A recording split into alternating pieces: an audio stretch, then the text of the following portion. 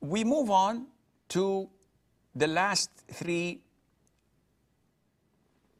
names of Allah Azza wa Jal in this great surah, Surah Al-Hashr, where Allah says, Huwa Allahu Al-Khaliq, Al-Bari, Al-Musawwir, Lahu Al-Asma'ul Husna. Now, translators translated it to what they know. So Sahih International says, He's Allah, the creator, the producer, the fashioner. To Him belongs the best names. Now, what are these names? We have Al-Khaliq, Al-Bari, and Al-Musawwir. And if we add to the first one, Al-Khaliq, another name which is Al-Khalaq, because they're similar in meaning, then that would do a lot of good. Now the question is, why did Allah combine these three names together? Al-Khaliq, Al-Bari, Al-Musawwir. Well, let us first talk about Al-Khaliq. Now, everybody knows that Khaliq means the creator.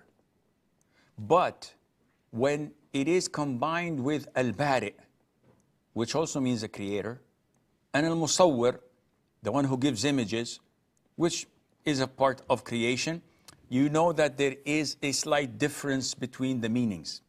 So, Al-Khattabi says that Al-Khaliq means the creative creator who creates over something that had no prior example. Allah says, is there any creator other than Allah in Surah Fatir? No. The answer is, the question is rhetorical. No, there isn't. So, Khaliq has a meaning. Khalaq means that the one who frequently goes on and on to create. And if you look at Allah's beautiful creations, in one single moment, billions of creatures are created. Because Inna Rabbaka huwa al-Khallaq al-Alim, indeed your Lord, He is the knowing creator. So when we talk about Khaliq and Khallaq, they are similar in meaning. Khallaq means frequently more than Al-Khaliq. And this is known in Arabic, Siyagh al-Mubalagha. It's a form of more superlative than usual. Now, we have Khaliq, we have Bari, we have Musawwir. What is the difference? So, scholars say that Al-Khallaq and Al-Khaliq are both attributes no one in any nation would argue about. What does that mean? Let's go to the Hindus. Let's go to the Buddhists. Let's go to any denomination, any religion. Nobody argues that Allah is the creator of the universe, of the humans, of the jinn, of everything we see. Because there is no challenger. Not even Pharaoh came and said, I create, because he knows that he cannot create a thing. There is no one in this universe who claims that he creates, in the sense that we will speak in a moment, inshallah. So, believers and disbelievers all acknowledge that Allah is the creator. And this is what every single person should come back to his senses. If only Allah is the creator of this heavens and the earth, shouldn't He be only the only one to be worshipped? Why are they worshipping other gods? Why are they worshipping planets and stars, rocks and trees, and not worshipping the Almighty? Because they have something wrong in their heads. And this is why everybody has to contemplate on this fact. And this is an eternal and universal fact that no one disagrees with. If you were to ask them, Allah says in Surah Al-Zumar 38, And if you were to ask them who created the heavens and the earth, they would say Allah. And this is addressing the idol worshippers. So everybody knows that Allah is the creator. But when we come to Al-Bari, what does Al-Bari mean? Al-Bari means to create something from nothing. So to bring something into existence after it was nothing. And what is the difference between creating, as in Al-Khaliq, Al-Khalq, and Al-Bari or Al-Bar? They seem similar. Scholars looked at the sequence, Al-Khaliq, Al-Bari, Al-Musawwir, and said, okay, when we read the rest of the Quran verses and we understand and compare, we find that Al-Khaliq means to preordain. It refers to at-taqdir, to preordain. Allah Azza wa Jal preordains something. So in our terminology, it's to plan. It is to design. And not everyone who plans or designs is capable of executing. So here comes the name Al-Bari, where Allah Azza wa Jal's name Al-Bari comes in effect when Allah subhanahu wa ta'ala creates from vacuum, from nothing, something into existence.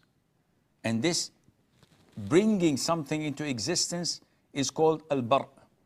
So preordaining and designing and deciding, this is Khalq. And after this came into existence, we come to Al-Musawwir, the one who gives the form, the one who chooses what form a person looks like, an animal looks like, a bird, a fish, an insect. All these beautiful colors and shapes and forms and structures. This is under the name Al-Musawwir, which no one can give except Allah Azza wa Jal. So this is how we understand the sequence of Al-Khaliq, Al-Bari, Al-Musawwir. The one who preordains, the one who decides, the one who designs. And then the execution comes with Al-Bari. So Allah creates from nothing into something that is existing. And no one can do this. No one can create from vacuum something. We consider ourselves to be civilized and sophisticated.